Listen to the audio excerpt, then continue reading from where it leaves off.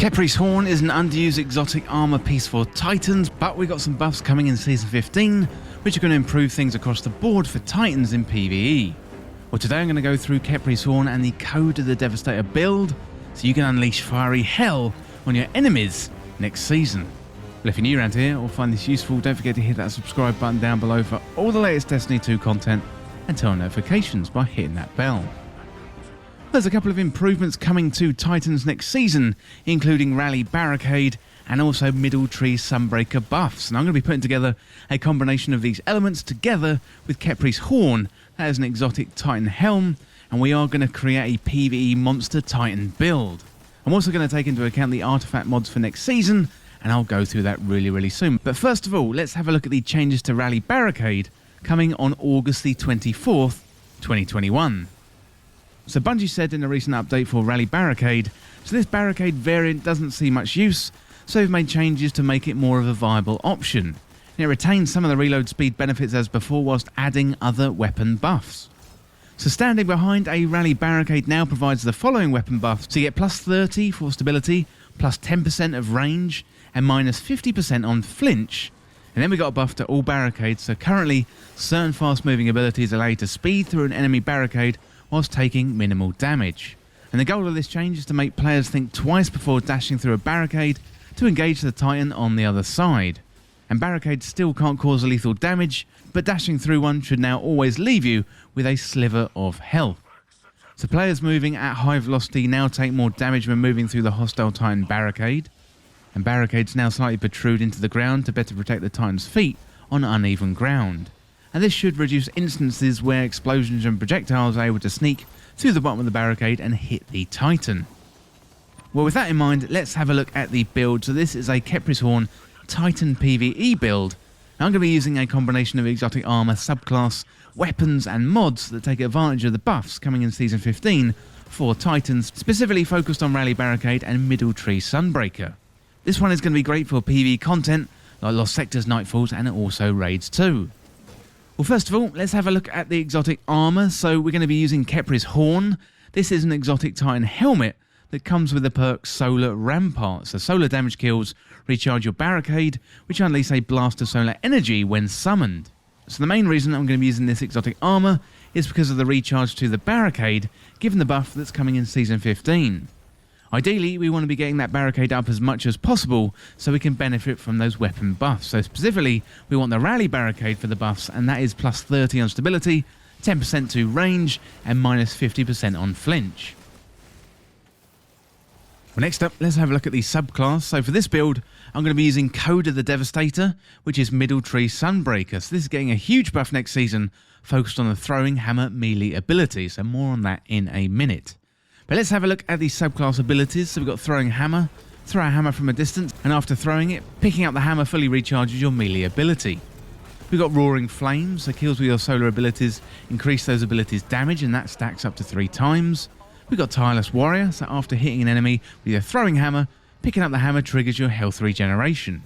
And then we've got Burning Maul, so summon a flaming maul to crush enemies with the force of an earthquake, and that replaces the Hammerer's Soul as the subclass super.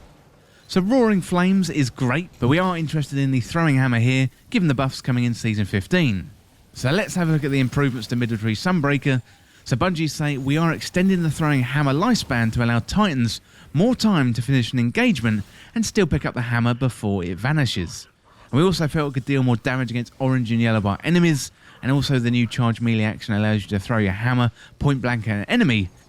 So with the Throwing Hammer, we do have the following buffs. So increase the time before the hammer explodes after hitting the ground from 6.5 to 10 seconds, and increase damage versus powerful PvE combatants by about 50%.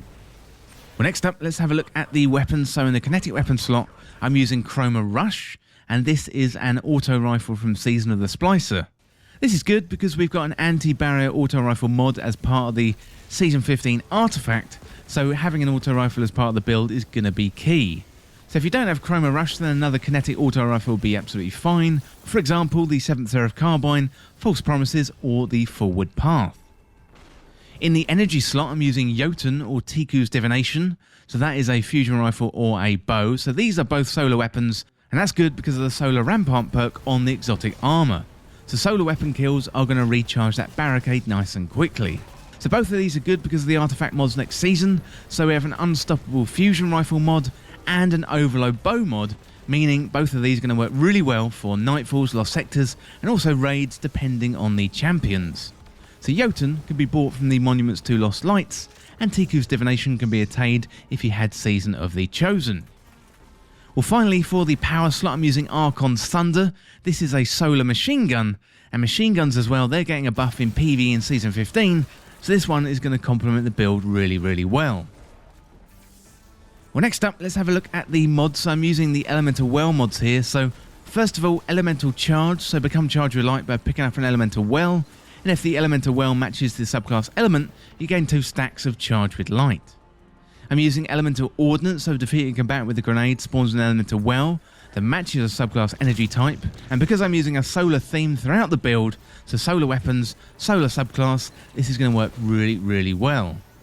Then I'm using Font of Wisdom, so picking up an Elemental Well that matches subclass energy type grants you a temporary significant increase to your intellect, improving the recharge rate of your super. And it gives you about a plus 50 intellect boost for 30 seconds, so it's really going to help you boost that super regeneration significantly. So overall, looking at the artifact mods next season, we've got Anti-Barrier Auto Rifle, Unstoppable Fusion Rifle, Overload Bow, Unstoppable Pulse Rifle, and an Unstoppable Sidearm. So if the Fusion Rifle and the bow in the energy slot doesn't work for you, you can always pick a Pulse Rifle or a Sidearm, and that's going to work really well with the artifact mods. Well, that is it for the build. Let me know down in the comments what you think of the changes coming to Titans in Season 15, plus what you think of the build, and if you've got any improvements, let us know and share with the community down there in the comments. Well, that is it for this guide for a Khepri Horn and Code of the Devastator Titan PvE build, and as always, thank you so much for watching. For more Destiny 2 content like this, hit that subscribe button down below and subscribe to This Week in Video Games. If you want to join the community, check out the Discord link in the description, or you can follow me on Twitter at TWIVG Podcast. If you enjoyed this video and found it useful, liking and sharing the video would really help me out. Otherwise, check out the other videos on the channel. Thanks again. I'll see you in the next video.